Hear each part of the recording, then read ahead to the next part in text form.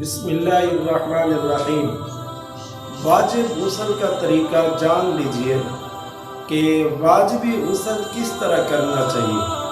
بعض جوان حضرات، جوان بھائی شرم محسوس کرتے ہیں ایسے طریقوں کے پوچھنے کے بارے میں۔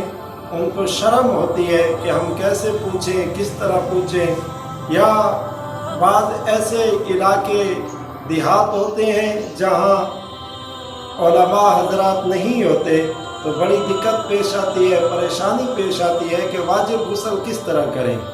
اور اسی طرح ہیں جو بغیر پوچھے غسل کرتے ہیں اور وہ غسل صحیح نہیں ہوتا، اپنی سوچ سے کرتے ہیں یا اپنے بڑے بزرگوں سے کوئی سنا تو اسی طرح کرتے ہیں۔ شرعی غسل کا طریقہ کیا ہے اس کو سنیں کہ آپ پر جب غسل واجب ہو جائے جلد نہانا چاہیے، غسل کرنا چاہیے۔ غسل کرنے میں دیر نہ کریں۔ بعض رات کو جب احتلام ہو جائے، غسل واجب ہو جائے، صبح اٹھ کر غسل کرتے ہیں، یہ بھی ٹھیک ہے۔ اگر بہتر طریقہ تو یہ ہے کہ اگر ہو سکے تو جلد اٹھ کر پاک ہو جائے۔ اور ایک حدیث میں آتا ہے کہ جو اللہ تعالیٰ سے قیامت کے دن جلد ملاقات کرنا چاہتا ہے اس کو چاہیے کہ جب غسل واجب ہو جائے تو جلد پاک ہو جائے۔ اس کے علاوہ ایک اور پریشانی بھی ہو سکتی ہے کہ غسل واجب ہو جائے اور نہانے کے اندر بعض دفعہ انسان دیر کر لیتا ہے، خدا نخواستہ اسی حالت میں موت آ گئی تو ناپاکی کی حالت میں موت آ جاتی ہے، ناپاک حالت میں انسان دنیا سے چلا جاتا ہے۔ تو جتنا ہو سکے جلدی غسل کریں۔ شرعی غسل کا طریقہ یہ ہے، سماعت کیجئے کہ جب غسل واجب ہو جائے تو سب سے پہلے اپنے ہاتھ دھوئیں اور اس کے بعد جو وضو ہے، وضو کا طریقہ اسی طرح وضو کریں۔ وضو کے بعد غسل کریں۔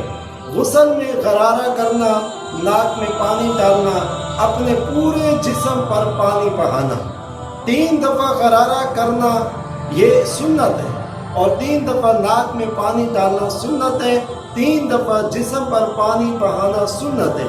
اگر یہ کام ایک دفعہ بھی ہو جائے تو یہ ادا ہو جاتے ہیں۔ غسل کے فرض 3 ہیں، 1 دفعہ غرارہ کریں، 1 دفعہ ناک میں پانی ڈالیں، 1 دفعہ اپنے سارے جسم پر پانی پائیں۔ اگر پانی کی قلت ہے، پانی زیادہ ہے تو ان سنتوں کو بھی ساتھ زندہ کر دیں۔ ہاں، روزے کی حالت میں ہے، جیسا کہ پہلے بھی آپ کے پاس ایک کلپ پہنچ چکا ہے کہ اس کے اندر میں نے کہا کہ روزے کی حالت میں نہ غرارہ کرے، نہ ناک میں پانی ڈال کر پانی کو اوپر کھینچے۔ پانی صرف ناک میں ڈالے، کھینچنا منع ہے۔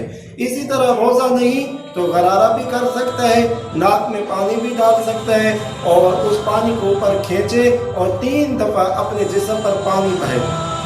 بعض دفعہ ہم غسل میں بہت کوتاہی کر لیتے ہیں کہ اس کوتاہی کی وجہ سے اگر ایک بال کے برابر بھی جگہ خشک رہ گئی تو انسان پاک نہیں ہوتا۔ کانوں میں انگلی ڈال کر کانوں کو گیلا کرنا چاہیے۔ اسی طرح ناف کے اندر انگلی ڈال کے ناف کے اندر پانی پہنچانا چاہیے۔ بغلوں کے اندر ہاتھ ڈال کر بغلوں کو بھی گیلا کرنا چاہیے۔ اگر ایک بال کے برابر خشک جگہ رہ گئی تو وضو نہیں ہوتا۔ بعض دوست ہیں وہ پوچھتے رہتے ہیں کہ اگر ہم وضو نہ کریں اور غسل کرنے جاتے ہی تو کیا غسل ہو جاتا ہے؟ غسل ہو جاتا ہے۔ اور بعض ساتھی پوچھتے ہیں کہ ہم پہلے غسل کرتے ہیں، بعد میں ناک میں پانی ڈالتے ہیں، غرارہ کرتے ہیں، کہ غسل ہو جاتا ہے؟ اس طرح بھی غسل ہو جاتا ہے، لیکن یہ سارے غسل خلاف سنت ہیں۔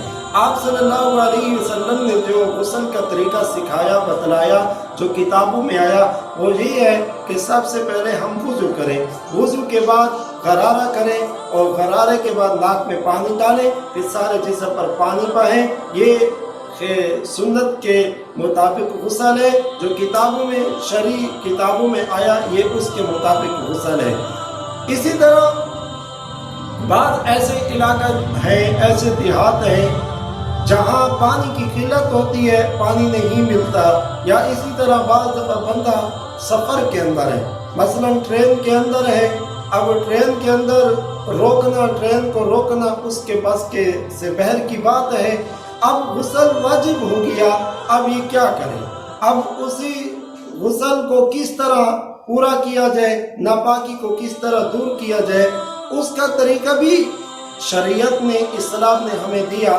वो तयम्मुम है। तयम्मुम के भी 3 फर्ज हैं। सबसे पहले नियत करनी चाहिए कि मैं जो तयम्मुम कर रहा हूँ इससे मैं पाक होना चाहता हूँ। दिल में नियत हो।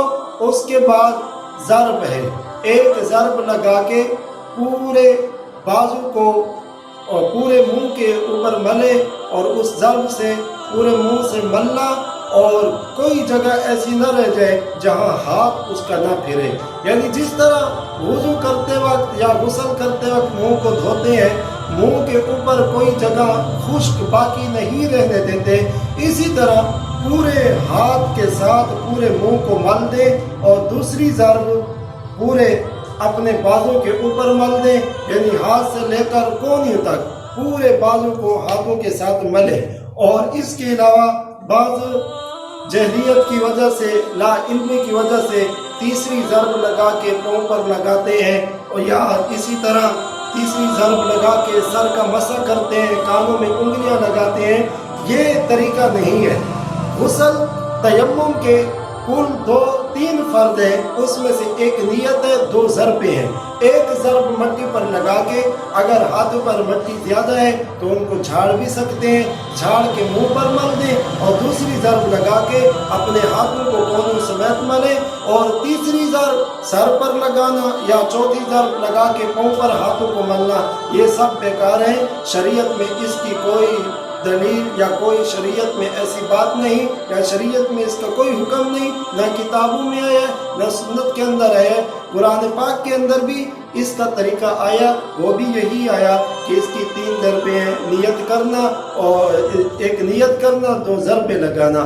तयम्मुम को भी सही सीखें। आप अपने इलाके के उलमा से पूछें कि तयम्मुम का क्या तरीका है, गुस्ल का क्या तरीका है। इसी तरह बाज़ मसाइल परेशानी हो जाती है, आ जाते हैं, इंसान शर्म महसूस करते हैं। पहले तो शर्म महसूस न करें। अगर शर्म आती है या इलाके के उलमा से पूछने में परेशानी है, या आपके इलाके में उलमा नहीं, तो आप कमेंट करें, आप हमसे मसाइल पूछें, हम आपकी इंशाअल्लाह सही रहनुमाई करेंगे, आपको सही शरई मुताबिक दलाल के साथ मसाइल बताएंगे। इंशाअल्लाह आपकी परेशानी को हम दूर करेंगे। इसके अलावा आप नीचे नंबर देख सकते हैं, ये आपकी सहूलत की खातिर कि आपको जो भी मसला हो, कोई मसला पेश आ जाए, जो भी हो, आप हमें कमेंट के ज़रिए पूछ सकते हैं, या व्हाट्सएप के ज़रिए पूछ सकते हैं, या फ़ोन करके रब्ता कर सकते हैं। इंशाअल्लाह आपके मसले को हम फ़ौरन हल करके आपको बता देंगे।